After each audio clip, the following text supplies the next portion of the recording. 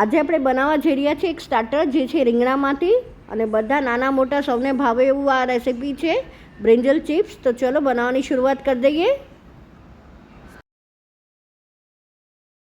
તો આપણે ચિપ્સ માટે આવી રીતે નાના નાના રીંગણા લેવાના છે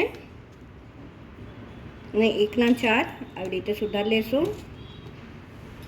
આવી રીતે આપણે બધા રીંગણા સુધાર લીધા છે, પાણીમાં ડૂબડૂબા રાખી દીધા છે. તો આપણા થઈ ગયા છે કટિંગ. તો હવે આપણે નિતારી લઈએ. હવે આપણે રીંગણા નિતારી લેશું. તો આપણે એક મોટો કુકિંગ સ્પૂન હોય છે જે રસોઈનો, એ ભરીને આપણે કોર્નફ્લોર લેશું, સાથે મીઠું લેશું, અત્યારે થોડું જ એડ કરવાનું છે, સાથે ચીલી ફ્લેક્સ લેશું, 1 ટીસ્પૂન ચીલી ફ્લેક્સ લેશું અને બધું કોટ કરી દઈશું બરાબર. બધું મિક્સ કરી લઈશું. સાઈડમાં હવે આપણે તેલ મૂકી દઈશું ગરમ થવા માટે. તો હવે આપણે એક પેનમાં તેલ લઈ લીધું છે હાઈ ફ્લેમ ઉપર, જેમાં આપણે ચિપ્સ તળશું. આપણે જોઈ શકો છો તેલ આવી ગયું છે. તો આપણે છૂટી છૂટી ચિપ્સ તળવાની શરૂઆત કરી દઈશું.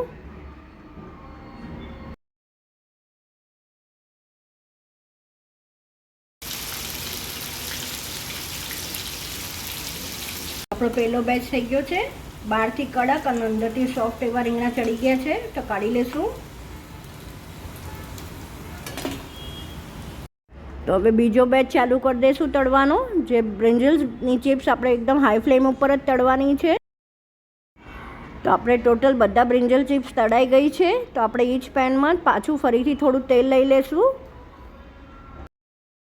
તો આપણે રેસીપી હાઈ ફ્લેમ ઉપર જ કરવાની છે. તો આપણે પહેલાં 1 ટેબલ સ્પૂન લસણ એડ કરી દઈશું. પછી સીધું લીલું મરચું છે સ્પાઇસી, એ એડ કરી દઈશું. હવે આપણે લાંબો ચોપ કરેલો કાંદો મોટો એ એડ કરી દઈશું, મિક્સ કરી લઈશું. ને લીલું લસણ બી 1 ટેબલ સ્પૂન એડ કરવાનું છે આમાં. લીલું લસણ લઈ લીધું 1 ટેબલ સ્પૂન, મિક્સ કરી લઈએ.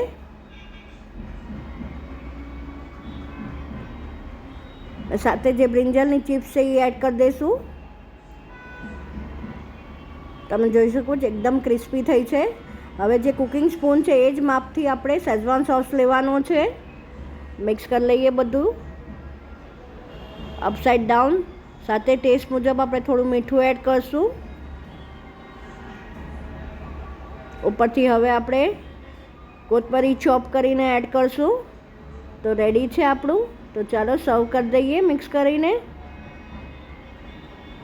તો મેં સર્વિંગ બાઉલમાં કાઢી લીધું છે, જેને આપણે રોસ્ટેડ તલ સાથે ગાર્નિશ કરશું અને હવે સર્વ બી કરી દઈશું. આઈ વિશ તમને મારી આ રેસીપી ગમી હશે. જો ગમી હોય તો લાઇક શેર અને સબસ્ક્રાઈબ કરવા ન ભૂલતા. આવી નવી રેસીપી સાથે આપણે ફરીથી મળતા રહીશું. Till then by, take care.